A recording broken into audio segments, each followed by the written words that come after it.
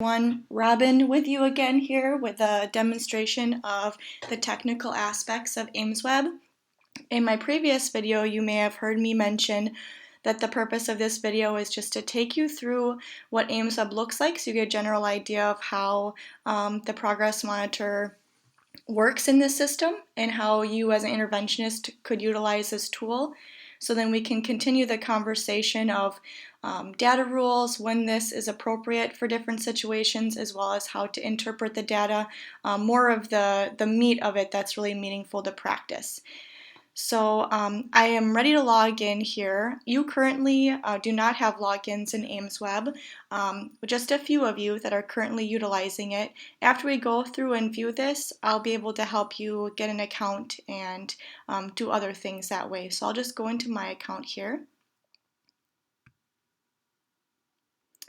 And what we're going to look at is the Progress Monitor tab here, as well as a little bit into the downloads. So basically in AIMSweb, the way to navigate through here is through tabs on the top, and then you'll also see tabs on the left as we go through.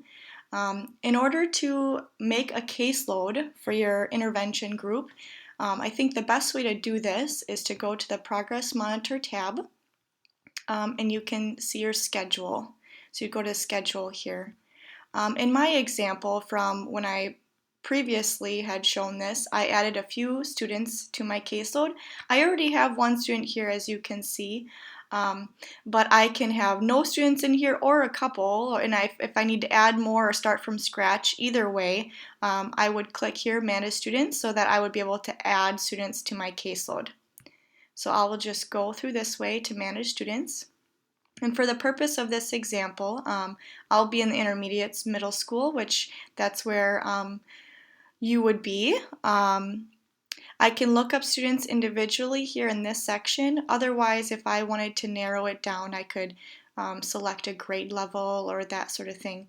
But I'm just going to search for the intermediate middle school because you can see there are currently some students that are progress monitored through special education or with Denise Madison at this time. What we've been doing is adding students individually when we determine that this is a good measure for them. Since we do not utilize this as a benchmark tool, not all students are currently in here. You can see that these students have progress monitoring schedules already established with other interventionists, but for the purpose of this example, I'm just going to select a few students to add to progress monitoring so you can see what this looks like.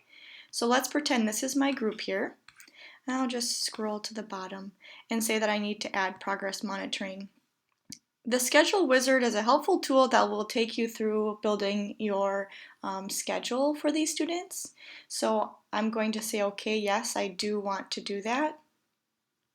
This is a long list of different tools, or I should say, general outcome measures that AIMSweb utilizes for progress monitoring students.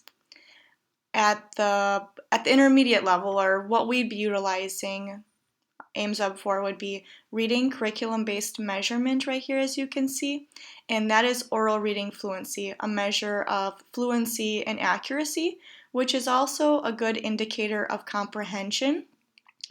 Because as we become more fluent and accurate as readers, we offer up more cognitive capacity and space to do more of the comprehension. So this can be a good measure for interventions where we're focusing more on those skills, but ultimately it can lead to better comprehension skills as well. The math concepts and applications and math computation can also both be useful at this level when looking at either more problem-solving skills, the concepts and applications, or more of the computation skills. Can I maneuver efficiently through different computation problems, addition, subtraction, division, multiplication, all of those different skills, which I know these can be more discrete areas that we're intervening with in an intervention or a PI group. So for the purpose of this example, I will just say we are utilizing the reading curriculum-based measure, and I will say next. You can select whatever measures you wish to do with those students. I'll put today as a start date, and just the ending of the school year, I guess, for this example. For safe measures, I always just say skip summer months because I don't want to be reminded or have a schedule going over the summertime with these students. And I'm going to progress monitor them weekly. Best practice in progress monitoring is that students that are below or receiving special education services are progress monitored at least on a weekly basis. I'm going to select Thursday because I see that many people often select this day. And you notice that I had to unclick Monday. You want to make sure you just have the one day selected, otherwise AIMSweb will tell you that you have both of these days to progress monitor the student. And then I'm just going to save it from there. Oh, it's 2017. Save. And now you'll notice that these students are in my caseload here, but they won't be ready to assess like this individual is here until I have a baseline and goal entered. In order to have a baseline and goal established, you need to conduct a baseline measure. So this is where I'm going to take you through that Downloads tab. Under Downloads, I can see that there are materials here that I can use with students. So for establishing a baseline, you're going to want to do 3 measures and take the median. So I'll stick with my example of reading and go. And then you'll see here that I can have the 4th grade or 5th grade level materials. So this baseline is established by, like I had mentioned, 3 passages, each read for a minute while you track words read correctly and errors. An error is just if the word is mispronounced, unknown within 3 seconds, or needing to be given to the student. And that's all that is tracked there, a little bit different than F&P.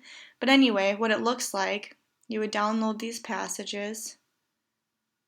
And the first time you do this with a student, you need to do it paper pen because AIMSweb needs to know what that is before you can start doing it online. So this would be your copy to keep track of students' corrects and errors. And then the student will always have a student copy like this with no numbers in front of them so that they can read from it. So this is a little bit different from STAR in that it is not a computer-given test. It's a one-on-one situation where the teacher would read in a progress monitor after you have a baseline the one passage for the minute while keeping track of that and then scoring it online. So that's what that looks like. So once you have those 3 passages written and you have your median score, then you would be able to enter that information into their schedule. So once you enter here, I'll just do this as an example. Let's say this is a 4th grade student, and let's say they're able to read 67 words correct in a minute, and they had 6 errors. That probe was the second one, we'll say. And the initial program label is, let's say I am doing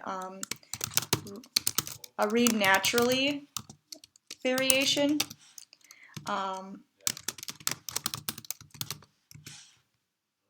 And then I can describe what I'm having the students do. So I'll say listening passage preview plus choral reading plus repeated reading plus goal setting.